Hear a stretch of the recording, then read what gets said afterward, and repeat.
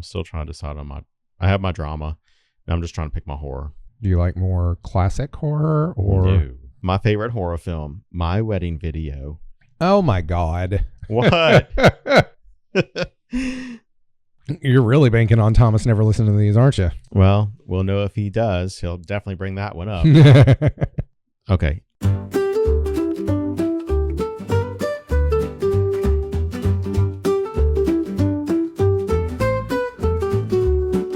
Hi, everyone, and welcome to From Art to Atoms, The Ultimate Curiosity Show. I'm Brandon Shoemaker. And I'm Michael. And, I'm tired today. Why? Well, y'all finished up on Charlotte's Web this past week. Yeah, and But that really wasn't your show. That was more your assistant director's show. No, that's the thing. I was just a producer on it, but my gosh, it was just as exhausting. I thought taking a back seat was supposed to be easier, but it's not. It's tiresome. And you had a field trip last week. Yeah, we went to a prairie and we dug for fossils and Oh, that's cool. yeah, apparently so out there where we were used to be a Cretaceous. I almost said crustacean. A crustacean period bed, but no, it was a Cretaceous period seabed.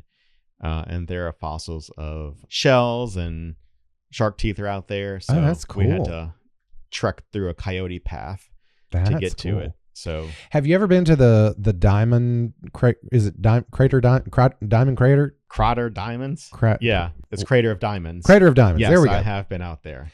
I really want to go there because I've never been. I love gems and gemology and stuff like that, and I would love to go digging for gems. Will you go for it? I'm not doing that. But I wouldn't go like in the dog days of summer in August or something. But the dog days of summer in October or November. I know it feels like that right now. No. So what it is when you go out there, it's basically just a big plot of land of dirt and you have to find a spot. The problem is that when they dig up these things, yeah, they have to cover the holes back up. So unless you're going to be out there for a while, yeah, and digging like massive areas and going deeper than like maybe the first 2 feet of soil out there, you're not going to find anything at all.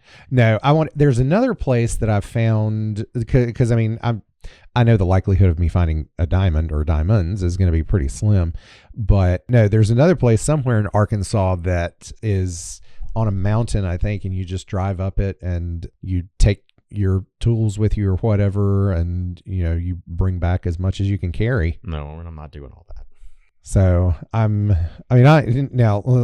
say, I am by no means an outdoorsy type person, but I think it would be really cool to dig for gems and find, because I mean I buy gems and crystals and things like that. You believe in that hooba-looba. Yeah. Hooba-looba. But so yeah, I think it would be pretty cool to dig my own out. Yeah. So good for you. All right, but we are in no way talking this week about crystals or digging or fossils. None of that. We are talking this week about we're going to the movies. Yeah. Just like Siskel and Ebert in the old days. Yep, we're going to give 2 thumbs up to our favorite films in certain dramas or certain categories, certain genres. Yeah. Genres, not dramas. Genres. Genres. Yes. Genres. Genre. It's French. You got to get "je" in there. Yeah. Yeah, we are both big movie lovers. We always have been. That's why we're fat. There are many reasons. I think that's less a reason and more just a symptom or a correlated variable piece of evidence. Yeah. But no, I remember I was ecstatic when I was a kid in high school and got my first job, and it was working in a video store, back when those were a thing. It wasn't Blockbuster because our town was too small for a Blockbuster, but it was actually a mom and pop kind of video rental place that was owned by my neighbor. And that was where my love for movies became even more cultivated because I had a huge movie library at my disposal. Mm-hmm. So I just started watching everything that I get my hands on, and it really gave me a new appreciation for a variety of movies, and it gave me a much deeper or wider breadth of movies that I had seen at that point, and movies that I normally wouldn't have seen otherwise. So we started out, it was just going to be 5 genres, I think, and then we expanded to 6, and now we're actually up to 7 genres that we're going to talk about. So let's go ahead and dive into this before this episode turns into lasting 2 hours. So, which genre do you want to talk about first? I have no preference. Let's Yes, go you with the do. one. No, Let's start with sci-fi. Okay. So you are probably going to think that my film has something to do with Star Trek. No, I thought about that because I can't help but, naturally try to predict what you're going to pick anyway. But I thought about that, but I was like, no, that's too easy. And okay, let's do this. Let's see if we can predict. Oh, well, now I have no idea what it actually is, but and two, I've got mine written down where you can kind of see them. I'm not looking. I can't read your handwriting. Okay. Not upside down. Okay. But no, I don't know. No, like I said, I knew it wouldn't be Star Trek because I figured that would be too easy. So, all right, I'll just give it to you. Okay. Yeah. Okay. So, my favorite sci-fi film is a 1997 sci-fi mystery film. Oh, mystery? Okay, go ahead. Sci-fi / mystery. Okay. Can you guess so far? Well, when you said 1997, I immediately thought, Contact. It is Contact. Oh, okay. Yeah, it is Contact. That is one of my... I could watch that movie almost every day. Anyway, so let me just give you a little background on the film. The film, Jodie Foster and Matthew McConaughey are in it. She plays a scientist working at SETI, which is the... Search for Extraterrestrial Intelligence. At the satellite dishes that are in, was it South America? Well, she kind of travels around. She starts at the Arecibo, which is... Yeah. It's South America. And they pick up something. Well, no, that's not where they do. It's the one, the VLA in New Mexico where they pick it up. Okay. Well, they pick up, so she's a scientist who had like a radio astronomer. Yes. To be technical. And she's got a past history with her dad who used to be a pilot, or he was an astronaut or something, wasn't he? No, he wasn't an astronaut. Maybe I don't remember. But she had a really close relationship with him. Right. Though. And so he died. And so she kind of grew up on her own. And so they get a message originating from what they call the Vega star system. Mm-hmm. I'm not even sure if Vega is even a real star system. It is. Okay, well, so they get a message, and they're basically, trying to figure out what the message means. And so there's a lot of different components in this one. There's a religious faction in there, the scientific community, the political community. All of that is kind of playing into basically be the first person to receive a message from outer space. Yeah. And so the message, they decoded that it's a machine that they have to build. Yeah. And so again, the politics, should we even build the machine? The religious people are all like, oh my God, it's a symbol from, whatever. And the scientists just kind of like, we just need to do it to see because it's there. And that's why we should do it. Right.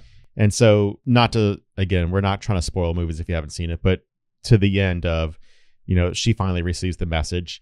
And to me, the ending, a lot of people didn't like the ending because it's like this big buildup. Oh, I loved the ending. And then having the ending what it was. Yeah. I thought it was very inspirational. Yeah. It kind of goes along the Star Trek line, but not Star Trek-y, but kind of that, we need to be better than ourselves. We need to be bigger than our world and our lives. We need to be just bigger than just little small lives on this little blue dot, Yeah. Be more than just a... So that is my selection for sci-fi would be Contact. I give that movie 2 thumbs up. Yeah. And if you had asked me a year and a half ago, Contact would have been my favorite as well. It's another one I can watch anytime. Yes. That it's on, or I love that movie, and all for the same reasons that you said. One thing you didn't mention that I think is worthy of mentioning is that it was based on a novel by Carl Sagan. Mm-hmm. Who was a famed actual astronomer. He wasn't by trade a writer, but he wrote the novel of Contact that, was meant to inspire, what you and I both took away from the movie, the desire for exploration. Yes. And to, do the hard things because they're there. Yeah. It kind of brings back down to, Kennedy's speech in the 60s of, yeah. We're going to do this not because, we can, but because. Yeah, I can't remember, but something like that is in there. Yeah. Yeah, I can't remember the exact line, but. And that's really what propelled us to go to the moon. Space race. Yeah. Yeah.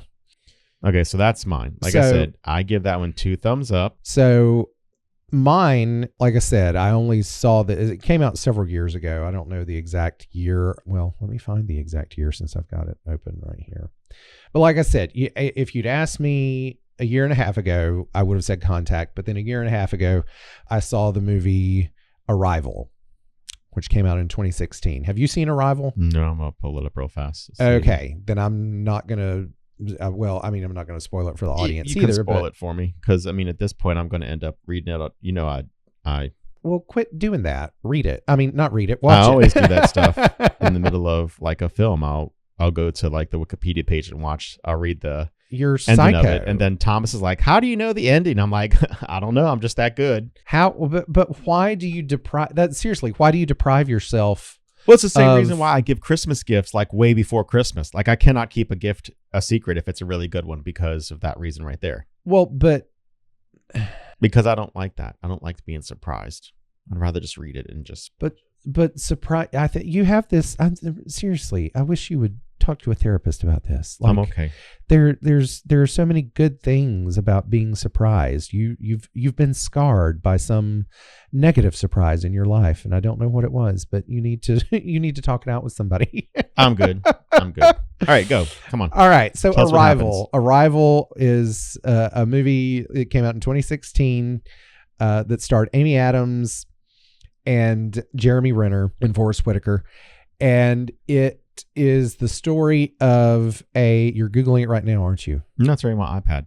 Oh, okay. But it's the story of a linguistics professor, played by Amy Adams, who is asked by the U.S. government to assist with essentially we're experiencing an alien invasion. Okay. Or what they see as an invasion by these giant spaceships that to me look like a metal contact lens. Yeah. They come and they land all around the world, and they are trying to communicate with the humans, and so they look for the top linguists in the world, and so two of them are the one that Amy Adams plays and then the one that Jeremy Renner plays. And so they go to one of these spaceships and they start communicating with these aliens that look like sort of walking squids or something like that. You see them only vaguely through this hazy, foggy environment that they are behind, almost like they're inside an aquarium. And the linguists stand on the other side and try to find ways to communicate with them and to interpret their language and to share our language with them. Mm-hmm.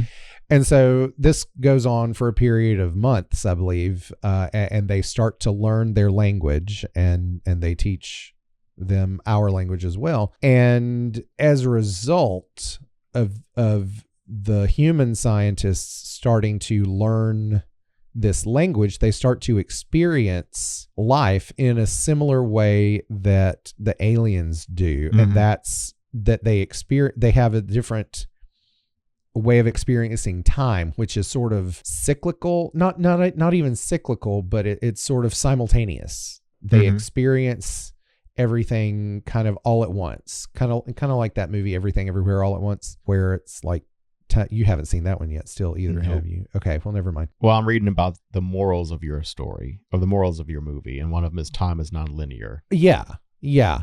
So it's just a beautifully done movie that really looks at the notion of, if you know the future, are you going to do different things to try and influence it? If you know the outcome of something and that it's going to ultimately be bad, are you going to not want to do it and forego all the good things that happen before the bad thing, mm-hmm. Because it's ultimately going to end badly. So one of the morals here ties on that one too: respect mortality. Yeah. The movie is about living with the future and death so that we don't miss out on the present. Well, and there's an interesting point to be made to that end as well, and that's the fact that we all know our future. Mm-hmm. We're all going to die. That doesn't mean that we should live in a doomsday scenario fearing death, but in spite of that, we should live a full, joyful life that, embraces the fact that, yes, it's going to have to come to an end one day. Yeah. But no, the movie, and the thing I thought for a long time when I first saw the movie that I was just being an old sappy guy. Mm-hmm. with it. And You weren't? then when I showed it for the first time last year to my film class as one of the films that we study in depth, they all loved it, and all for the same reasons that I did. And that was what really made me realize, okay, no, I'm not just being an old sap this time. This one actually does have it really does have the chops to hold up there. Yeah. And so, yeah, it's one of my top movies, my favorite sci-fi movie to this end, to so far. Just like when we talked about in the episode of The West Wing, I have difficulty picking favorites. So ask me tomorrow and I might tell you something different. But as far as sci-fi goes, yeah, Arrival is definitely up there. Okay. Definitely 2 thumbs up. Are you Siskel or are you Ebert? I don't know. I don't remember. Which is which? No, I remember which is which. Roger Ebert was the gray-haired guy. Siskel was the bald one. So maybe you should be Siskel since you're bald. Let's do horror next. Okay, cool. Do you want to go first? Well, okay. So again, not good at picking favorites. So for my favorite horror, I it's a toss-up among 3. Okay. And they're 3 very different horror movies. Can you rank them in order, or are they all kind of equal? I think I can rank them. Okay, go. Okay. The top would be The Shining. Uh-huh. Second would be Silence of the Lambs. Okay. And third would be The Exorcist. Yep. The Shining is definitely gonna have to be number 1, just because it's another one that I actually teach with my film classes. Okay. And there's just so much to dissect. I remember vividly the first time I saw it when I was like, I don't know, maybe 14 or 15 years old. Well, hold on. I want to say something about that, because your mom was very protective of the things you watched. Yeah. Because in a previous episode, I remember we were talking about like the stuff going on in the Cold War and watching the news and everything like that in the atomic bomb episode. Yeah. And you had mentioned that she was like, okay, turn it off. We don't want him seeing it. So at 14, 15, did they know you were watching this? Actually, yes, because I watched it with her. So this is how The Shining came into my life. This is how The Shine came in. So but that's the thing. My mom loved horror movies and thrillers, especially. I share my taste in horror the same way that she does. She didn't like the gore and stuff like that. She thought that was just stupid. Okay. But she loved a good thriller, especially a psychological thriller. Okay. And so, no, The Shining came about because we were watching the movie Twister. Okay. Okay. And do you remember in Twister at the drive-in movie theater, they were actually watching The Shining? In the very beginning. It's somewhere in the middle. It's the one where the Twister attacks at night. Okay. Yeah. And so we were watching, and it showed the part where Danny on his little, tricycle thing goes down the hall and turns and sees the dead twins facing him and in the hallway. Yeah. And they say, "Come play with us, Danny, forever and ever and ever." Anyway, but I remember when we watched that, I was like, "Oh my gosh, what movie is that from? That's from some famous movie, isn't it?" And Mom was like, "Yes." And I know I've seen it, but I cannot remember for the life of me what it is. And so I remember this was when my dad was working out of town, so it was just the 2 of us. And I remember rewinding the movie, because it was back when it was VHS, and trying to get it paused just at the right spot, because at one spot, when the twister happens, the sign, the marquee that had what was playing goes flying over. And so if you paused it just at the right spot, you could see the title on it. But of course it was VHS, and finding the right spot was a pain, because for those of you who don't know how VHS used to work, there would be kind of like a little delay factor. Lag, yeah. So you would hit pause and it wouldn't stop immediately where you wanted it to. You had to prep that guy like 2 seconds prior to where you wanted it. Exactly. So so it took me like probably 5 to 10 minutes to get it to pause at the right spot. And finally we saw it was The Shining. And so she was like, "Yeah, that's it. Oh my gosh, that was a great movie." And so we rented it like the next weekend or something like that and watched it. And I was totally baffled by the ending. You remember the ending? And The Shining? Yeah. Didn't he go crazy and he killed himself or something? Well, no, he dies out in the sorry, spoiler alert, folks. He dies in the hedge maze out in the snow because he gets lost in the hedge maze and can't find his way back. Why did you like it? Well, I think one of the reasons why I liked it so much was because of the ending, and it was so confusing because you see the 1921 photo and there's Jack in the middle of the photo, and so I was like, what? And it wasn't until years and years later that I finally understood the ending and the element of reincarnation, that he was, had always been there, as Delbert Grady tells him in the men's room. But I think it was just that quality. Now, I showed that one to my film class and they didn't really care for it. They were like, that's not scary. Well, and I was like, no, but it's a great movie. Did you teach it to them as like a thriller as opposed to scary? Yeah. I guess when the kids nowadays see horror, they think of gory stuff, yeah. So you just have to specify. I guess the flood of blood down the elevator wasn't enough for them. No. You should have showed them Carrie, which I think you do, don't you? No, even that they wouldn't. I mean, they would be like, oh my God, as if. But they still wouldn't find it scary, I'm sure. But that's the thing. Okay, just quick sidebar on the horror genre. I will say, and I said this before we started recording today, I'm not scared by horror movies. They don't really scare me. I like them. I like when they're good. Let's put it that way. I don't like the stupid. Well, I mean, I say I don't like them. Because Charlotte and I, one of our favorite pastimes is to like watch terrible horror movies. Okay. Together, and we make fun of them and stuff like that. But it's more like a Mystery Science Theater 3000 reason for liking those. Whereas, like actual horror movies that I want to watch, it's more, like I said, for the thriller aspect of it, more so than, because anything is actually scary, because I really don't find them scary. That's my thing, is I don't. Yeah, I like them more when there's something to figure out. Like with Silence of the Lambs, my second choice, because there's at least an element of mystery to it, and who is the killer, and how is she going to handle confronting him face to face by herself when the FBI is in a whole other state. Yeah, at the end.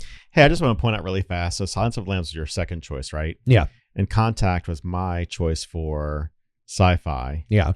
And I went to a prairie and looked for a house. 3 connections to Jodie Foster. Anyway, so okay, Silence of the Lambs. Yeah, Silence of the Lambs, and then The Exorcist is just... Yeah, see, okay, so The Exorcist, I don't see why people are like, oh my God, it's so scary. I'm just kind of like, eh. Well, and again, I don't find it scary, but I find the concept disturbing. And what is the concept? I mean, possession, but a little girl being the possessed. I find disturbing, especially when you look at the case that it was based on. Now, granted, it was a boy in the case, but still, it was like a young boy, the same age as Reagan in the movie. Yeah, and that, I find that really creepy. It doesn't scare me, but I find it creepy. Yeah. Okay. Which genre do you want to attack next? Well, I didn't give you my horror. Oh, you didn't. I'm sorry. You went first. So my horror is classic 1980s. It is. You mentioned it earlier. I knew it. What is it? Nightmare on Elm Street. Yeah, I can go with that one. The whole film, I guess. Franchise? Lineage, yeah. Yeah. I could go with that one. And I think the first one was classic in the sense that it wasn't as comedic as the other ones, because as the movie franchise moved on, he got more and more comedic with the kills and just a lot of his jokes. But it was very, for that one, I think as a film, it was groundbreaking at that time frame. Because when you think about like the blood scene where Johnny Depp gets killed. Oh, yeah. Like they literally had to build a room upside down. Yeah. And the waterbed with all the blood. I mean, that was done upside down. Yeah. But I think that the premise of, because like we can't control our nightmares, or we can't control our dreams either. Like it's very difficult to control stuff like that. Yeah. And so you're just kind of a passenger in the journey of your mind when you go to sleep that night. And so for a nightmare, for stuff to happen in the nightmare, then to come to fruition in the real world. Yeah. That whole premise behind that is kind of like, I don't know, that is scary to me. Yeah.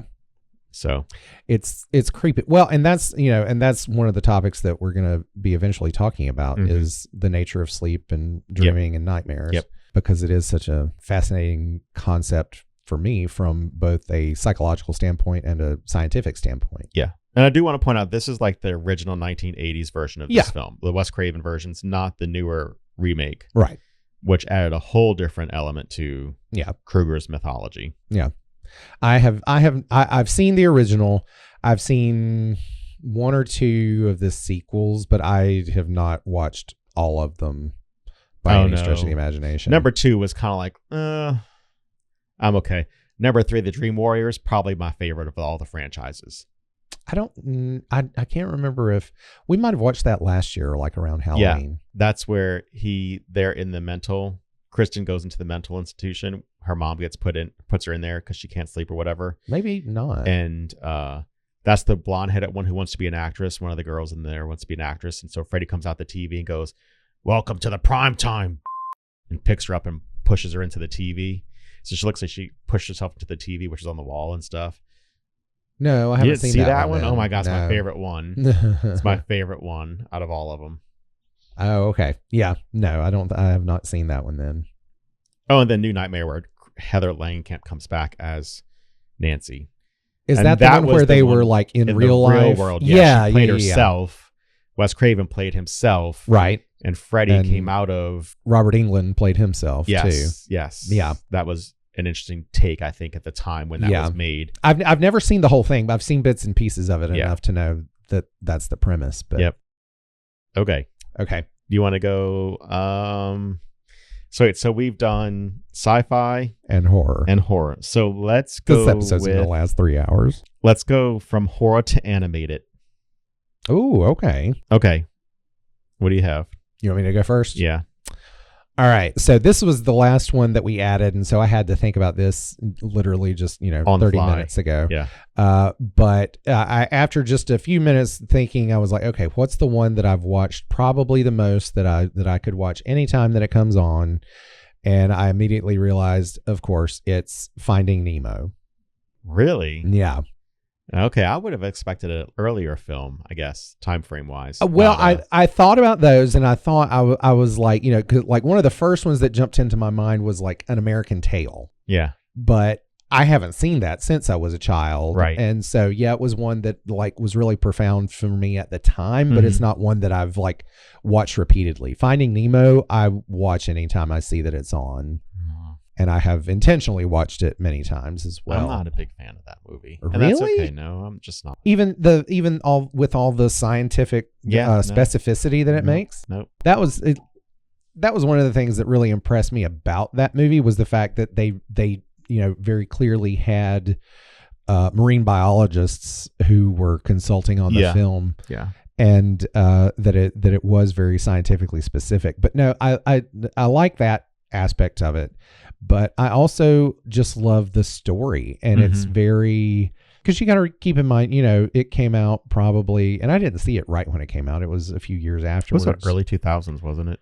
Yeah. Yeah. But that was also around the time, shortly after my mom had died. And so it was just me and my dad. And so the story of Nemo and his dad, it resonated with you. It really did. And even though, I wasn't a child anymore, that father-son bond after my mom died, I was always close with my dad. I mean, we had a fantastic relationship, but I valued him on a much deeper level that I didn't understand before. And so it spoke to me on that level for that factor, I think. Okay. So I don't think you're ever going to guess mine. Probably not. I'm sure. Is it Disney? No. Okay. No, it's a Don Bluth one. It's not Land Before Time. I mean, it is Land Before Time. It's not American Tail. It's not American Tail. It's Land Before Time. I probably would have eventually gotten to. But I have on here The Time. Land Before Time, and you know, like in Scotty when he's in Relics, in that episode, he's like, "Give me the Enterprise. No bloody A, no bloody B, no bloody C or D." So I have on here Land Before Time, the original, not bloody 2, 3, 4, or 15, because they've made like 20 of these films. Yeah, The original film was a Don Bluth film. Yeah. And Don Bluth did work for Disney as an animator and branched off and did his own production company. Oh, I didn't know that he had been. That's where he Disney started. And I think he was actually a part of the Rescuers and stuff like that. Like if you look at the animation style, it's very similar to. And so he branched off and started his Rescuers, own. which came out in the 70s, by the way, just to clarify from episode 1. Anyway, we're like so far past that. 4 months past that. Okay. Anyway, so Land Before Time. And so part of that is it hit at a time in my life, I guess, came out in a time in my life where friendship was really important, and you kind of deal with that. And to this day, like the song, Diana Ross sings the song that's in there when Littlefoot's mom dies. And so the end theme, that musical score theme, carries throughout. Yeah. And then what was that song? I have to get the name of it. I know the lyrics. It's in my playlist. Hold on, let me look it up. Oh. I know how it starts. Sorry. No, you're fine. I just have to look it up. Because I don't remember it. So. Oh, I can't play it. You're going to start crying. I will or you will? Both. Okay. Because when Littlefoot's mom dies, and I'm just kind of like, oh, no. It's If We Hold On Together. No, I get that. I'm the same way with Somewhere Out There from American Tail. So. Okay, so that is my animated film. Good choice. Good choice. To be fair, if Captain Planet had an animated film, that would have been it. That would have been it. Yeah. All right, so let's go with fantasy. Okay. Okay, I'll go first. Okay. So my fantasy films, and I was a toss-up between two. The Neverending Story was one. Oh, okay. Good choice. And I don't even know if this falls in the fantasy category because it may be more sci-fi-ish, but the Superman films. No, that's okay. So the original fantasy. Superman film for me. Oh, is it's a one of the good best choice. ones. I wish I had chosen that one. And not because I'm a comic person, but because, just to see like not the animation style, the camera technique. When we went to go see that documentary, they talked about the camera techniques and how they actually made it to where it looked like he was flying. Yeah. And when you look at it, that very fast action, like him coming at you really fast. Yeah. That was a whole new technique. And so for me, I could watch all of the Superman films, like even the number 3. 4. See, with 4 Richard I Pryor. liked.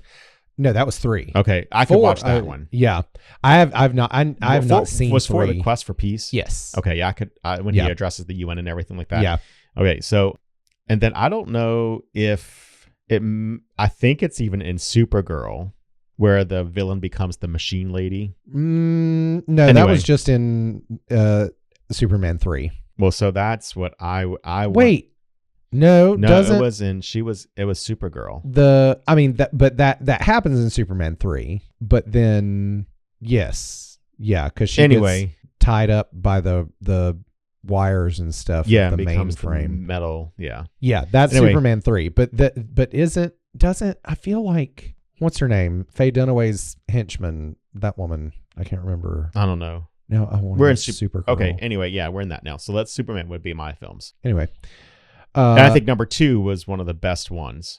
Yeah. Where number 2 is Zod comes to probably my favorite. And I still have not seen the Richard Donner cut. I might watch that tonight. It's okay.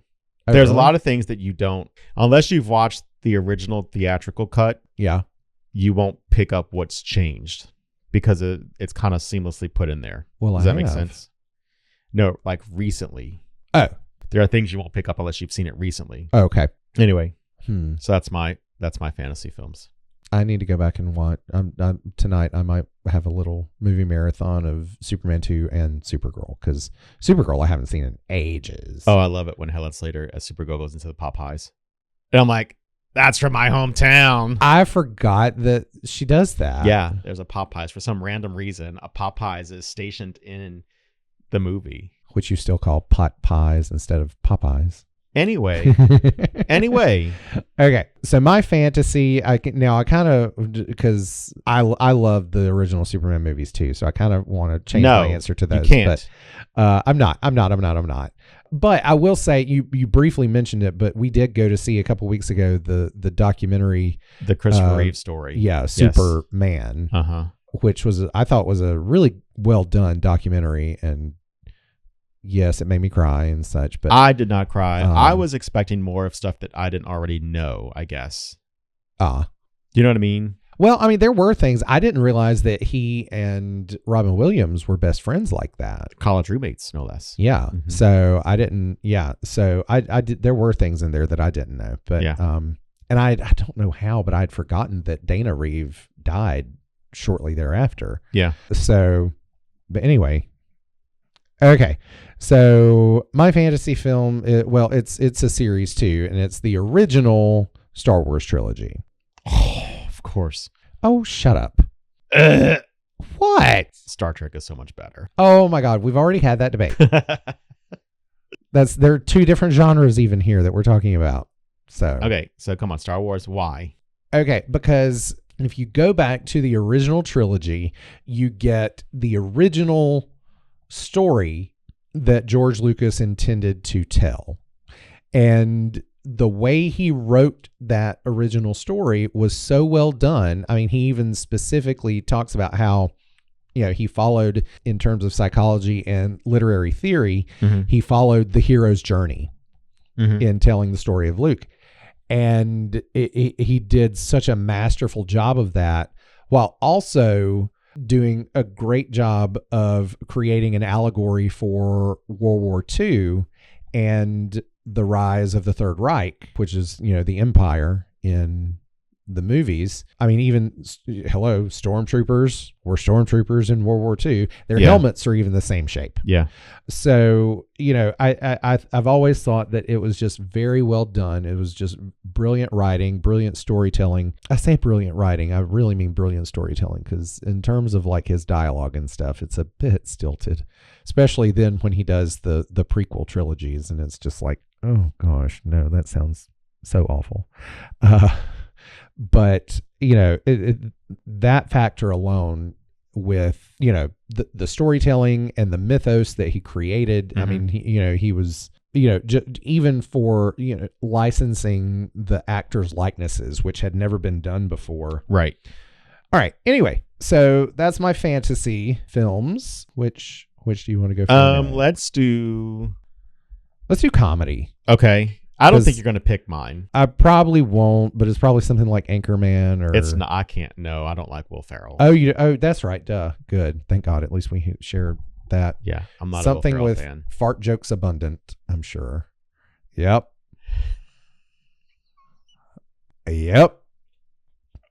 What? American Pie? No. Although I do have fond memories of going to see that in the theater in college. Oh. I was surprised. I know it's not because you talked about fart jokes, or because your reaction to that, but I'm surprised it's not Pee-wee's Big Adventure. It's not. Although that's up there. Yeah. So what is it? Austin Powers, International Man of Mystery. Oh, God. I could watch this all day long. You could put this on a loop. That was the first one, right? Yeah. You could put this on a loop and I would watch this all day long. It is so funny to me. Now, I will say that is one movie that I do like that. Most of the time, the lowbrow comedy and potty humor, I do not like at all. I will sit through with you and tolerate, when you and Thomas want to watch it. No, he doesn't want to watch it. He does not like it. That specific one? He doesn't like Austin Powers. Like, he doesn't want to watch that. Like, yeah. I'm sorry. I like the film. It really was. It was funny. Now, and I will say the sequence at the end when the rocket takes off. Yes. That was some brilliant writing. That was just hilarious. That part. And then we had, Life Imitates Art when Jeff Bezos' rocket launched. I'm just saying. It looked the same way. What's it Like, so My Contact was a 97 film. Austin Powers was a 97 film. What does it say then for our films, or at least for me, like? Well, I think that speaks to, the fact that was at sort of like the heart of because you were what, 17 then? Yeah. So I was a senior in high school yeah, at that time frame. So like, and my music taste, if you listen to my music taste or look at it. Same time frame. 96 to about 2003. Yeah. I think because I think we all do. I think that's why, the Gen Xers before us, value the 80s so much. I think it's because in that time frame, in our mid to late teens, we establish a lot of core memories. Yeah. And so, things like movies and music and TV shows, they're part of those core memories, but then they also help to spark those memories when we watch them again later on. Yeah, exactly. Yeah. I'm reading quotes from it right now. I'm just sitting here laughing. Okay. So my comedy is from 1980. Okay. One that I will watch every single time it's on that I catch it. And I just, every once in a while, usually every year or two, I have to revisit it just because it's been a while. 9 to 5. Oh, okay. What? You enjoy it too. It's just, I think that one and Steel Magnolias are both overplayed. What? Now, I'll give you Steel Magnolias. Yeah. That I think that's a little overdone, but I do love it. But I'm not saying I don't. I'm just saying it's, I like Matchbox 20, but that doesn't mean their songs aren't overplayed. How is 9 to 5 overplayed though? I don't know. Maybe it's just me. I think it is. Okay. But it's Lily Tomlin, Dolly Parton, and Jane Fonda as 3 secretaries in the late 70s, early 80s, oppressed by their boss, played by Dabney Coleman. And it's just brilliant writing, and it's just so funny, but it was groundbreaking at the same time because it was very much an extension of the women's movement.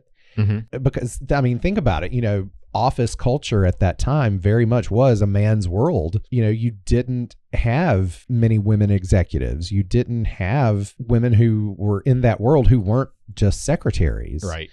And it was groundbreaking, but it's just so darn funny and so quotable. I mean, I quote it all the time. My favorite line from it is the one that they repeat during their fantasies of killing Mr. Hart. You're a sexist, egotistical, lying, hypocritical bigot. Like, who hasn't wanted to say that to their obnoxious boss before? When you bring up that film, that like the Dolly Parton scene where she comes out with the lasso. Yeah. That's the scene that I think of when I think of that film. Yeah. When she's trying to catch him. All 3 of those dream sequences while they're high and talking about their fantasies for doing the boss in. And then, the fact that their fantasies all sort of come true in a way, but when they actually do kidnap him. Do you know that the movie was originally supposed to be a drama? No. In its original conception, it was meant to be a drama in which they kidnap their boss and hold him for ransom and all this sort of stuff. Yeah, but without the comedy in there, there's not a lot to work with in that. Well, and that's, you know what I mean? Yeah, and that's what the director, I believe, said was that no, we've got to lighten this up. Yeah, you can't tell this story. If you tell this story just as a drama, he said, it's going to paint women in a bad light. Right, it's not going to be received well at all. He said you've got to add some lightheartedness to this to be able to get the point across, but not make us look like chauvinists in the process. Yeah. So, and thank goodness they did, because, I don't think anybody would have ever remembered the film if it had been made as a drama. No, they wouldn't have. The comedy is what's memorable in it. Yeah. It's just golden. It's just excellent writing and expertly delivered by those 3 actresses, and Dabney Coleman for that matter. He was amazing in it. He was so great at just being the villain and just being the bad guy. Okay. So we have 2 more categories left? Yeah. Drama and musical. Let's save musical for last. Okay. I have 2. I could not pick. Okay. Me too. The very first one was The American President. We've talked about this one with our West Wing episode. Obviously, Sorkin wrote this one. It is wonderfully written and really paints the president as a human. Yeah. Not as The Office. The Office, yes. So, was it Michael Douglas and Annette Bening played it? Yeah. Go ahead and watch that if you've never seen it. Very good writing. Just a really lighthearted story on top of some heavy material. You know, Well, it's about a president who happens He's to be widowed. widowed. Yeah. and he falls in love with a lobbyist. Yeah. And obviously the relationship between the two is very much frowned upon because she is a lobbyist. And I'll leave it at that because I don't want to give the ending away because something happens. Yeah. Okay. The other one, and we've mentioned movies in the podcast today that, I don't want to say the two leads, but the two leads has already been in. Okay. It's The Evening Star. Oh, I love that. And it's not something you would ever see me picking, huh? No, well, no. I mean, I know you like that movie. And I you do. Quote it a lot. I do. Shirley MacLaine. It's a continuation from Terms of Endearment. Yeah. And, you know, Terms of Endearment, it's a mother who has a very turbulent relationship with her daughter who ends up dying of cancer. Right. And so The Evening Star, and it was, I don't know, probably 15 years later, a good 10 years at least. Yeah, there was a long between chunk of this time. one. This was the continuation of the story where her grandkids. Now, was the movie based on a book? I mean, I know Terms of Endearment was a book by Larry McMurtry. I don't know. I feel like it was. I feel like it was There an was actual a continuation novel of it. Let me sequel. look it up real fast. So anyway, and Jack Nicholson comes back as the astronaut. he plays his part, right? And so it was a 96 film, going back to that time frame. There you go. Yep. Yeah, because Terms of Endearment was done in 83. So we're talking about 13 years later. Yeah. It doesn't say that it was, but I don't want to, look it up anyway. Oh, it is. Yep. Adapted from the 1992 novel by Larry McMurtry. Yeah. So it is. Anyway, so, Marion Ross comes back and plays her maid again, Rosie. Yeah. Jack Nicholson comes back as Garrett. Shirley MacLaine's playing Aurora. But it's just a very lighthearted movie that kind of, it goes from the mother and daughter relationship to the mother and grandkids, or the grandmother grandkids relationship now at that point. And how, and it's very much a dramedy. It is very funny. Yes. Yeah. Just like Terms of Endearment was as well. Anything she's in is pretty humorous. Yeah. But I just, that movie, like I could watch that movie. And I guess it's not really drama because it's listed as comedy romance. So I would consider it a comedy drama. But it just, to me, that's a movie I could watch. I mean, I cried at the end, so it's just a good story that comes full circle. Yeah. And as far as sequels go too, I think it was a really well done sequel because a lot of times and that's the other thing though. It wasn't a sequel that was done because, the first one was so great, let's make another one. Yeah. I mean, the book wasn't written until 92. So they're looking at, it was just an adaptation to the book. But the thing about it I like is the fact that all of the originals come back. Right. Yeah. And Jack Nicholson's, I would even describe that as like a cameo because he really wasn't in it until midway, maybe 3/4 through. Yeah.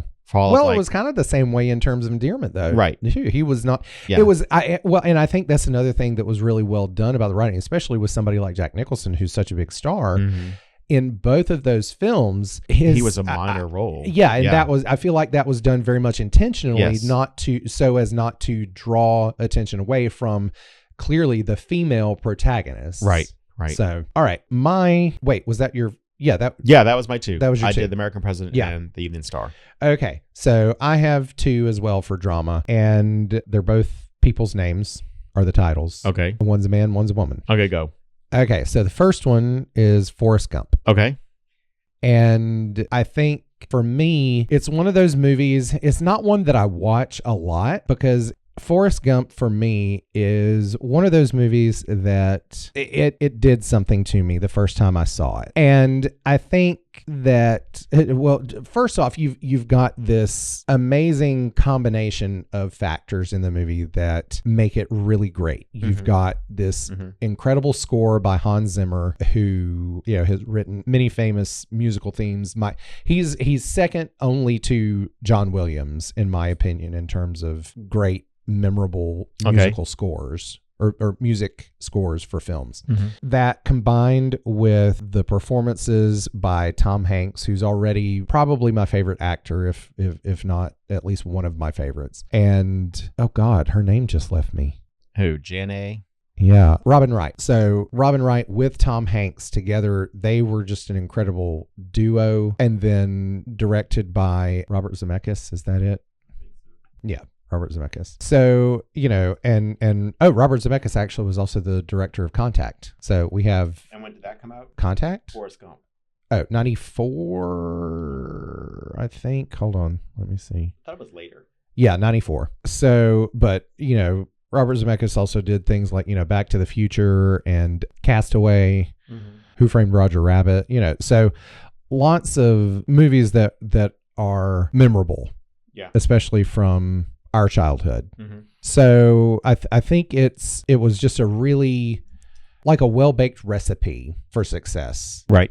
It's a very well done film to begin with, but then the subject matter itself, the fact that, Forrest is a man with a 75 IQ who does all these profound things. One of the first things that they teach you whenever you say that you want to be a writer and you take any kind of writing classes, one of the first things that they teach you is the fact that everybody has a story. Right. And the interesting thing about Forrest Gump is it's based on a novel, but the novel is drastically different from the movie. For example, the novel ends, Jenny doesn't get AIDS and he doesn't get back with her. So it has kind of the novel has an ending that's more like things don't work out for him, but you know what? It's going to be okay. Yeah. So, and that's a valid and good message as well. But I think the thing that the novel as well as the movie have in common is the idea of greatness coming through not only adversity, but also through or from unexpected sources. And that's something that has, it's always spoken to me, but I think can speak to anybody who has ever felt it's any time in their lives insignificant or has felt like, they don't matter or aren't important or, anything like that. It's a movie that really resonates to that end because he's more than just an everyman. For me, Forrest Gump is just one of those movies that's overdone. I've seen it so many times that, you know what I mean? Like, I don't know if I'd watch it again because I've just seen it so many times. Well, like I said, it's not one that I actually sit down and watch frequently because it can be kind of a tearjerker at moments, but I don't cry. Well, I know that's because you're just a cold-hearted thing. Like just listening to, I found out last year because we used it in our UIL show, but the Feather theme, that song from Hans Zimmer is like, that song can just make me cry because it's not only the fact that it's beautifully written, but also because it triggers all of the emotions of the film. I think it's a movie that really, I don't know exactly what I'm trying to say. I think it's one that holds a lot of meaning for a lot of people, but in a lot of different ways. And so it's one that appeals to a lot of people in a variety of ways. So that's one of my drama movies. The other one is Erin Brockovich. Okay. With Julia Roberts. Yep. That's a good film. That's another one that I can watch anytime, all the time. I've always loved the story of the movie. I love the fact that it is based on a true story about a true woman, an actual woman. I hate the fact that the TV show that they tried to make about her didn't last. Rebel. That was great. It was great that it didn't last, or great that it was a good show? It was a great show. Upset that it didn't last. It was a great show. Okay. I wish it had lasted. It would have been excellent. But it's a movie that, if you haven't seen it, it's about this woman who is desperate for a job. She's been injured in a wreck, and her lawyer tells her that, it's a easy case to win, and then they lose, and so she can't find a job, and so she just kind of gives herself a job at his law office. And it turns into her becoming an investigator for him on this one particular case against PG&E, which is Pacific Gas and Electric. And essentially, it went on to become one of the largest class action lawsuits in the country at that time, where they discovered that PG&E was essentially leaking hexavalent chromium into the groundwater and into the neighboring community of Hinckley, California, and it was causing many, many people in that small town to develop cancer. Yes. And the movie itself, it's one of those beautifully done Cinderella stories, which Julia Roberts is always great in, all the way back to Pretty Woman. But it's also just, and the fact that it's a true story, who this woman who turned her life around from impoverished to being a millionaire basically by going on to, even after that case, she went on to develop a consulting firm that specialized in looking into environmental advocacy, but also environmental crimes, really, you know, where companies are destroying the environment. Eco crimes. So Captain Planet would stop. Exactly. So she's like the real life Captain Planet without the cape. Wait, he didn't have a cape. He had blue skin and green hair. Well, without the blue skin and green hair. She has red hair. Kind of cool if she did. I don't know. But no, it's another, I mean, I love a movie about, you know, a powerful woman anyway. Mm-hmm. And, you know, that definitely is one of them. Oh my gosh, there are so many movies that I want to watch tonight now. Okay, so we need to go into musical. Last category. You go first. I'm gonna have the best one. Okay. Now I'll specify by saying my favorite musical movie is not an adaptation of a stage musical. Okay. Because I believe that in the vast majority of cases, there's only one that I can think of that's the exception. Movie musical adaptations of stage musicals are nowhere near as good.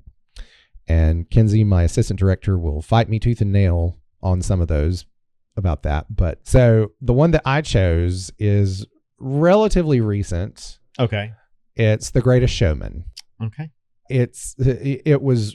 The music in it was written by the musical duo of Pasek and Paul, who also wrote Dear Evan Hansen. They also wrote the majority of the second season of Smash on NBC. Did you watch that? Nope. Oh, you should. It's good. It's great music. It's a great story, as you know, artificial as it mostly is, but it's about the life of P.T. Barnum, so everything about him was about artificiality, to an extent. So it kind of is just fitting that it was. But it's just one of those feel good movie musicals that really sort of harkens back to the days of in the 40s and 50s, where you had lots of movie musicals that were never on stage in the first place. Mm-hmm. They were written to be movies, and I wish there were more movies today that were written just as movie musicals. Mm-hmm. You know, you had that and La La Land, and those are the only two of recent memory that I can think of that weren't adaptations. Yeah. But yeah, that's my favorite. What's yours? You're gonna agree with me. Okay.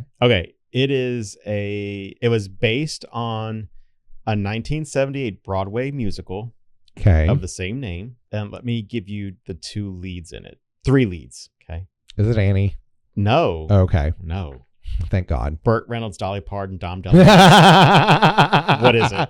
Best Little Whorehouse in Texas. Yes, the Best Little Whorehouse in Texas. I could watch that movie every single day too. You didn't even think about that one, did you? Can I confess something? What? I've actually never seen it all the way through. I've never seen the whole thing. Oh my God, we have it. I have it on streaming. Like, I bought it on Amazon for streaming, so we can watch it. Okay, we need to. Anyway, so it talks about for lack of a better term, a whorehouse. A house of ill repute. A house of distinguished ladies. A brothel. That offer services to gentlemen. So what it is Dolly Parton takes over. She becomes a madam at the whorehouse. Call it a brothel. I don't want to have to beep out all this stuff. Okay, a brothel. And Burt Reynolds plays the sheriff in town, who also has a romantic relationship with her. Yeah. And so Dom DeLuise plays one of the religious zealots that comes through and says, we must shut down this brothel. And it goes all the way to where they go to Austin in Texas. Yeah. You know, and there's a scene in the Capitol, which, by the way, they actually shut down the state Capitol. Oh, really? That's the actual Capitol. That's the actual Capitol to film that scene. That's awesome. And when did the movie come out? 82, I believe. Okay. Yep, 82. Okay. And so it is a comedy. Yeah. With Dom DeLuise in there. I mean, there's just funny parts with him in there. So anyway, they get the brothel shut down. Yeah. And the sheriff has to play his part in shutting it down. Yeah. Which is also against his romantic relationship with the owner of the brothel. Right. And so there's a lot of kind of conflicting there, but it is just really downright funny. Yeah. The fact that 82, they did a film talking about this subject matter. Yeah. And then turned it into a comedy-esque, you know. And again, this was on Broadway in 78. So yeah, I think that's one of my favorite musicals. I would say either that or Newsies, one of the two. Oh, yeah. One of the two. I forgot about Newsies. I don't know how I forgot about I it, but, remember. So the Disney adaptation of Newsies, the one that the they original, did. you mean? Yeah. Yeah. The film. So I remember being in, I don't want to say that, in high school, I guess, or middle school. No, you would have been middle school at that Middle time. school, high school. Yeah. We had it on, I think, VHS, because I filmed it. I recorded it off of Disney Channel or something like that one time. And I remember listening to the music to that. Yeah. And I would walk the dog in the morning times before going to school. And we would walk in like the vacant lot across the street from the house. Yeah. And so it was away from the house and away from everybody else. There were woods all around it or whatever. Yeah. And so I could sing as loud as I wanted to. No one hearing me. And I remember singing Santa Fe on my walk and just kind of doing the dance that he does and the steps and everything. I remember that too as growing up. So anyway, Newsies or the Best Little Whorehouse in Texas. Yeah, I've forgotten about Newsies because that I mean, when they eventually announced that they were turning it into A stage production. a Broadway show, I was over the moon. Yeah. And it is one of my favorite musicals on stage, one that I desperately want to direct, but I'll never have that many boys. You won't, no. No, but yeah, that's a good, yeah, I might have to revise my choice and put Newsies in there instead. You can have two. Yeah. It's going to be hard to find trivia based on films. No, it's not. That's one of the easiest. Okay, come on, go. Okay. Ooh, that's a good one. Okay. I found a good one. Okay. Have you? Yeah. Okay. I'm on parade.com. So am I. Oh, all right. So moving on to this week's trivia round. Of course, we're going to do movie trivia. Yay. You're probably going to get this because you're good at trivia anyway. So. Okay. So am I going first then? Yes, you can. Okay. Okay, go. You want me to go first? I thought I was going.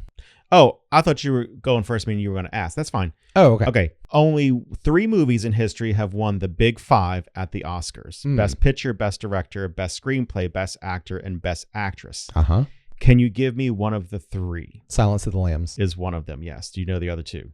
Gone with the Wind? Nope. No. Titanic? Nope. It Happened One Night and One Flew Over the Cuckoo's Nest. Oh, okay. Okay. So that's one question. How many questions do you want? 5. What is the name of Humperdinck's kingdom in The Princess Bride? Oh, gosh. That's a tough one. I don't remember. It's Florin or Florine? Oh, Florent. Yeah. Florin, I think. Yeah. Okay. What critically maligned 2004 superhero film co-stars Sharon Stone as an evil cosmetic executive? Sorry, repeat the question. What critically maligned 2004 superhero film co-stars Sharon Stone as an evil cosmetic executive? An evil cosmetic executive. I don't think I've seen this, especially if it was bad. It was a DC film. 2004? Mm-hmm. Green Lantern was later than that. Yeah. 2004. I don't know. I got nothing. Catwoman. Oh, yeah. I never saw it. Yeah, Catwoman. Yep. Okay. I thought people liked that, though. No, I think they wanted Michelle Pfeiffer to reprise the role of Catwoman, and that was part of the problem. Yeah. What was the first movie Steven Spielberg and John Williams collaborated on? I believe it was Raiders of the Lost Ark. It was not. Oh, was it? He didn't direct any of the Star Wars movies. It wasn't. E.T.? Nope. Was that before? No. The Sugarland Express. Oh, I've never heard of Me that. neither. That's why I picked it. Cause you okay. All right. Let's see. Who won a Best Supporting Actress for Shakespeare in Love, despite having only 8 minutes of screen time? Judi Dench. Yes. I've never seen that film either. Oh, I love that movie. It's such a good one. Okay. What household pet meets a horrific demise in Fatal Attraction? The bunny. I've never seen that either. Oh, you haven't? No. That's another good one. Okay. I'm going to turn my iPad off so I don't look at your questions. Okay. All right. That came from 75 on, right? Yeah. I want to give you number 1 because it's a hard one that I know you wouldn't have known, but I bet you saw that one. Try me anyway. Okay. Number 1. What are the dying words of Charles Foster Kane in Citizen Kane? I couldn't tell you. Oh, really? Yeah. Okay. Rosebud. The whole movie centers around everybody trying to figure out who was Rosebud. Is this the person, his love of his life? And ultimately, spoiler alert, if you haven't seen Citizen Kane and you want to, don't listen. But it was a sled It was literally just Okay. a memory of his childhood that was long lost and forgotten. It's like You Are My Sunshine. Yeah. Well, who is Sunshine? Yeah. Do you know who Sunshine is? No. It's the horse. Oh. The song "Who Was My Son." You Are My Sunshine? Yes, that's who he's talking about. His horse. Oh, cool. Also trivia.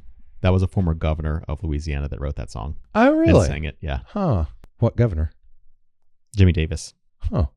That's cool. Number 1. What pop vocal group performs at the wedding in Bridesmaids? The Spice Girls. No. Wilson Phillips. Okay, I do remember that. Okay, good. If not, I'd have to watch it tonight because Thomas will make me watch it, and I want to because. Okay, number 2. The head of what animal is front and center in an infamous scene in The Godfather? A pig. No. I've never seen The Godfather. Oh, oops. A horse. They put a dead horse in there? Dead horse's head, yeah. That was the offer he couldn't refuse. Anyway. What TV show was Jack Nicholson referencing when he ad-libbed "Here's Johnny" in The Shining? Oh, The Tonight Show with Johnny Carson. Yes. What critically panned 1984 country musical comedy starring Dolly Parton and Sylvester Stallone eventually became a cult classic? I had to do this one just because we've been talking about Dolly Parton. Did you know this one before you read it? Yeah. I've never seen it, only because of working in video stores. Rhinestone. I've never heard of that. But I'm not a Western. If it's a Western, I'm not really a Western. It wasn't a Western. It was country. It was something I don't remember. I just know the cover is the two of them arm wrestling. You might know this one. Who played park owner John Hammond in Jurassic Park? Oh, some old white man. Okay, never mind. It was Richard Attenborough. Okay, here's one that I know you'll know. What's the name of the anthemic dance near the beginning of the Rocky Horror Picture Show? The Time Warp. There you go. All right, well, that does it for At the Movies with Brandon and Michael. For this episode of From Art to Atoms. The Ultimate Curiosity Show. Thanks for listening as always, guys. We hope you tune in next week. Have a great week, everybody. Bye.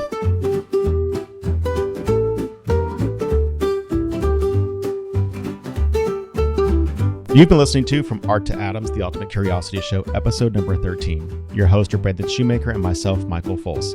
The show is produced by Brandon Shoemaker and is available on Apple Podcast, Spotify, Amazon Music, iHeartRadio, or wherever you get your podcast. Be sure to subscribe to the show to stay up to date on all of our latest episodes and news. If you have any questions, feedback, or suggested topics you'd like for us to dive into, don't hesitate to reach out. You can email us at FromArtToAtoms@gmail.com. We would love to hear from our listeners, and we value your input. Don't forget to follow us on social media to stay updated on upcoming episodes and behind-the-scenes content. You can find us on Instagram and YouTube at From Art to Atoms. If you enjoyed today's episode, please take a moment to rate and review us on your favorite podcast platform. Your support helps us reach even more interested minds like yours. Thanks for tuning in, and stay curious, everyone.